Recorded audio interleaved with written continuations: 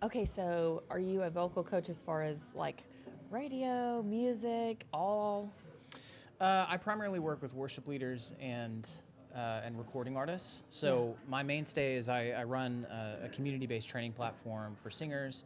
Most of the members are people in the church, people that either are on a worship team or want to be on a worship team, want to run a worship night in their living room. But I also train recording artists that are touring and are just looking for technical training with their voice. Very good. Yeah, that's cool. awesome. So you were a speaker here at Spark I was. Media? Yeah. Yes. Misty just told me the other day that I was the first speaker she asked to speak. We met Wow. randomly and had a conversation over coffee, and she leaps before she looks, I think. Yeah. And she just said, Holy Spirit said, you need to be here. Will you come speak? So here I am. That's awesome. That's cool. And so your talk was over vocal coaching. So what I talked about really was vulnerability. I talked about the voice as being a vehicle for being seen, being known, and that I believe God's purpose in creating us was for us to know Him and for Him to know us. And our voice is really a means for being vulnerable and really commanding empathy with other people so that we can be known and so we can have connection.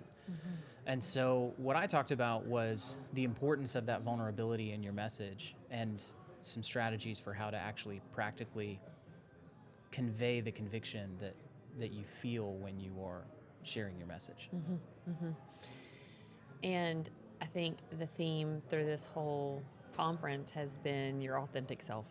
You can't be authentic if you're not willing to be vulnerable. See, I didn't know that. So it just fits in perfectly. Fits That's perfect. great. Yes. Yeah. Yes. Amazing. And I think looking at it through the lens of just your vocals, it is so true.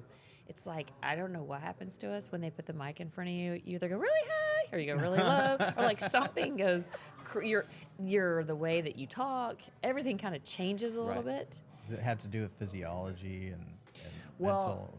yeah, I mean, your voice is a product of physiology, but you're right. There's so much that when your voice is heard, you feel seen, and you wonder. It's so tempting to wonder what people think of you. Right. There's nothing more vulnerable for most people than being asked to stand up in front of a group of strangers and sing. Yeah.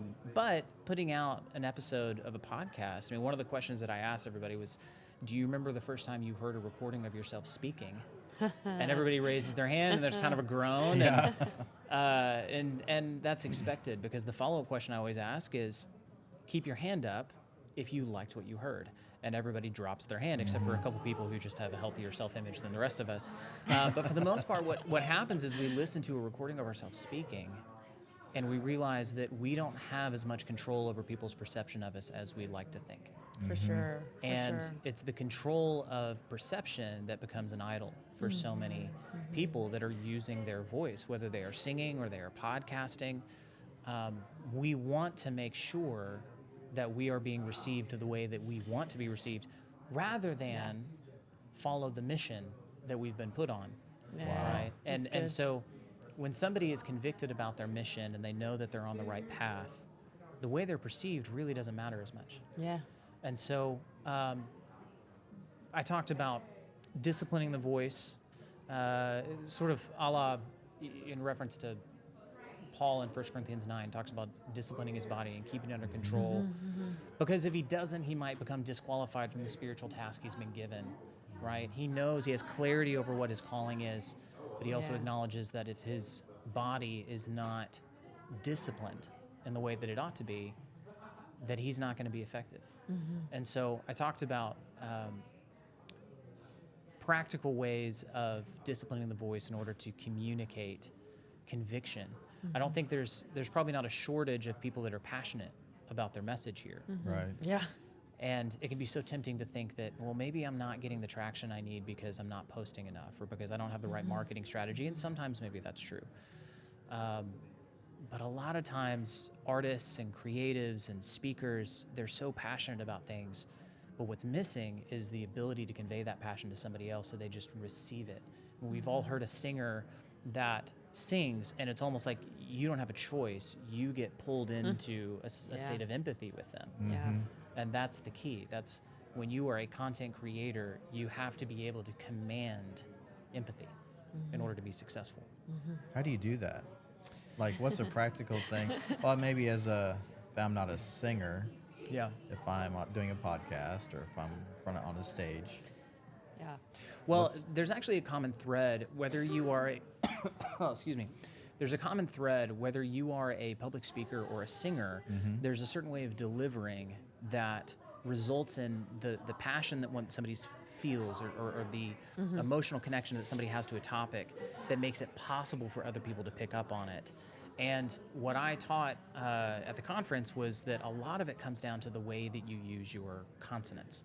So what happens is if you speak really softly like this, immediately it becomes more difficult to zero in on what I'm saying. We're leaning in. Yeah. You're like, Now, what? and you might think that it's because I'm speaking in a softer tone, but the reality is if I speak really softly but emphasize my consonants, you don't have to lean in. It's true. You don't have to work hard to hear me.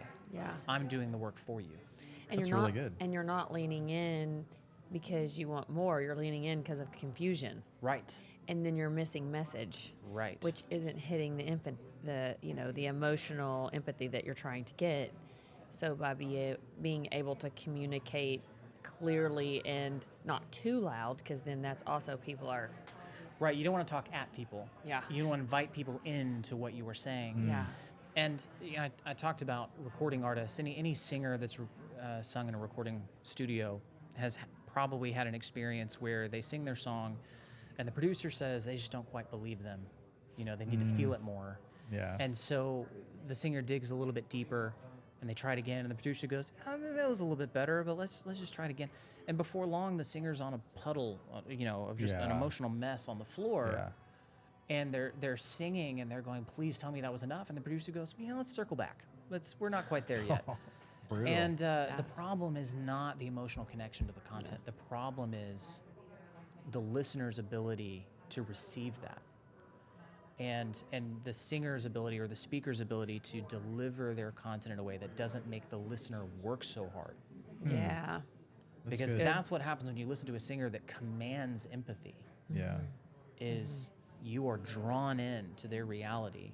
And that's what makes you want to consume, whether it's a podcast or it's a song or it's a movie, any piece of art, anything that's a product of somebody else's creativity, you want to consume it again because it made you feel something. Yep. Yeah. 100%. Totally. It's, we have a movie coming to market called Multiplied. And this young filmmaker narrates it. And after the first time I watched it, when it came across my desk, I was like, the world needs to see this. And secondly, you do a phenomenal job narrating. I felt like I was on the journey with you from your narration. And he was like, oh, no, I'm not a narrator. I just, there was no one else kind of, and so I narrated. And when we were cutting parts of the trailer and we had to make different versions of the trailers and teasers and all of that, he didn't have any narration over it. And I was like, Chris, you have got to be the narrator of this. You drew me into that story. Listening to you, your humor, the way you say things, the realness of your voice is so good. It's so relatable. It's so likable. And the way that It does draw you in. Yeah. Like just watching it last night, it's just very. Yeah, you want to hear more of what he's saying. Just just his delivery, and definitely the consonants are there. The way. Well, and he you never was- really Yeah. think about why Yeah. is this person compelling Yeah. or not compelling. But what will happen is you'll go and listen to speakers or you'll listen to singers and you'll ask yourself, when you find yourself feeling compelled and being wrapped in, drawn into something, how are they using their consonants? And there is a particular way that compelling people tend to use their consonants, whether they are singing or they are speaking or whatever it may be. That's But great. normally we don't give a lot of thought to it. So you have to have the emotional depth. You have to have the passion and the connection to what it is you're talking about. Yeah. But then you've got to be able to deliver it. It's both. Yeah. It really makes me think. I did interior design for a long time prior to doing this career. And there were designers that can design. but don't make space. There are people that communicate that just don't connect. Yeah.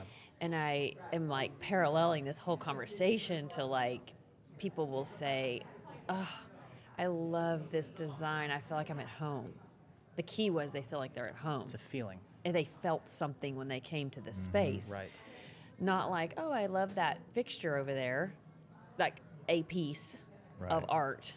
There was a created environment, a homely feel that came with that. And I think we can do that in our conversations too. And it's so interesting that you are a coach of creating a voice environment. Yeah. It's like you are this specialist that can go in and see how that whole lane of communication and inflection and all of that, which I'm sure you know the stats on communication, like 7% is what we say, like 47% of it is how we say it, and the rest is our body language.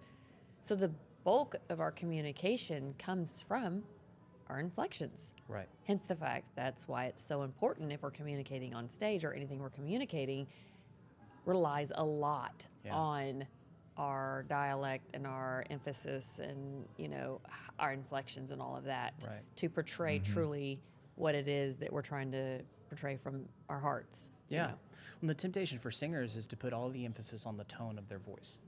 So the way that singing is taught or vocal coaches typically approach training singers is by teaching them a bunch of rules and saying, if you follow these rules, then you're singing with good technique.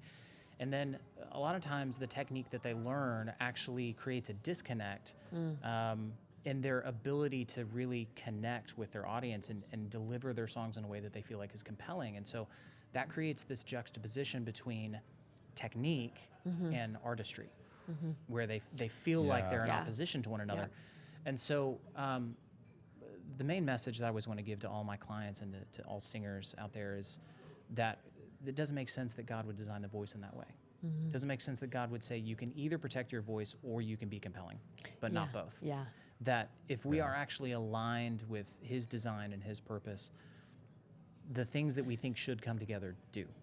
Yeah. And fortunately, being here, there were some lessons that were relevant to singers that were also relevant to podcasters, and so That's it seemed to be great. received well, and grateful for that. So you must have a website there where we can find out more about that. Right. JeffMathena.com.